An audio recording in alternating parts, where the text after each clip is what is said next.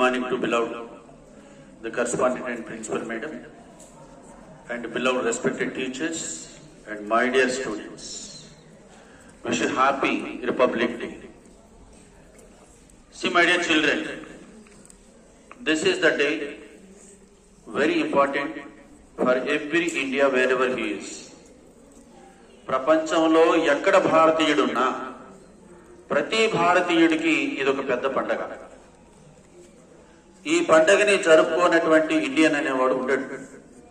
Because of that is the greatness of our freedom fighters. In front of you some portraits are there. మీ ఎదురుగా ఉన్నటువంటి ఈ portraits లో ఉన్నటువంటి మహావీరులు వాళ్ళ జీవితాన్ని త్యాగం చేయటం. త్యాగం అని అంటే మీకు తెలియకపోవచ్చు.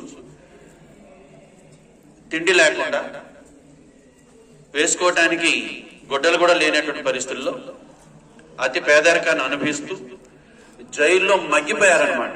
జైల్లో ఎవరు జైల్లో పెట్టారంటే బ్రిటిష్. ఎందుకు పెట్టారంటే మన మీద ఆధిపత్యాన్ని సాధించడానికి వాళ్ళు పెట్టుకున్నటువంటి ఒక టార్గెట్. అట్లాంటి బలమైనటువంటి ఏనుగు లాంటి బ్రిటిష్ వారిని కూడా మన వాళ్ళు ఏం చేశారంటే తరిమి కొట్టేశారు. ఎలా తరిమి కొట్టారంటే వీళ్ళేం బందూకులు పట్టుకోలేదు, కర్రలు పట్టుకోలేదు, బాంబులు పట్టుకోలేదు. ఓన్లీ అహింస.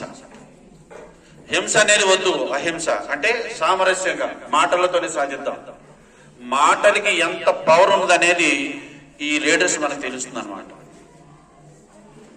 సో హింస అనేది ఏ రోజు చేయకుండా అహింసా మార్గంలో శాంతియుతంగా మా భారతదేశాన్ని మాకు ఇచ్చేయండి, మా భారతీయ మాది, ఇది మీది కాదు మాది, మా దేశాన్ని మీరు వదిలిపెట్టి వెళ్ళిపోయింది అని శాంతియుతంగా ప్రతి ఒక్కరితో చర్చించి మనం సాధించినటువంటి ఈ స్వాతంత్రం మనకు ఆగస్టు 15 వస్తే 1950లో దీన్ని ఒక అమల్లోకి తీసుకొచ్చారనమాట.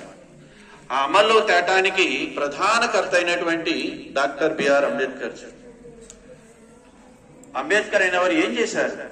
ఈరోజు మనం ప్రతి ఆఫీసులో కూడా చట్టాలు ఉన్నాయనంటే అతను రచించినటువంటి రాజ్యాంగం, దట్ ఈస్ కాన్స్టిట్యూషన్. ఆల్రెడీగా 100 సంవత్సరాలు అయిపోయింది ఇంచుమించుగా.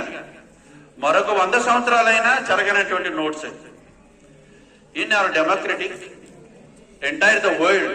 ప్రపంచంలో చేతివ్రాతతో రాసినటువంటి అతి పెద్ద నోట్స్ అది. చేతివ్రాతతో రాశాడు ఆయన. ఇప్పుడైతే కంప్యూటర్స్ ఉన్నాయి, మీడియా ఉంది. In olden days there is no computers, there is no printer, only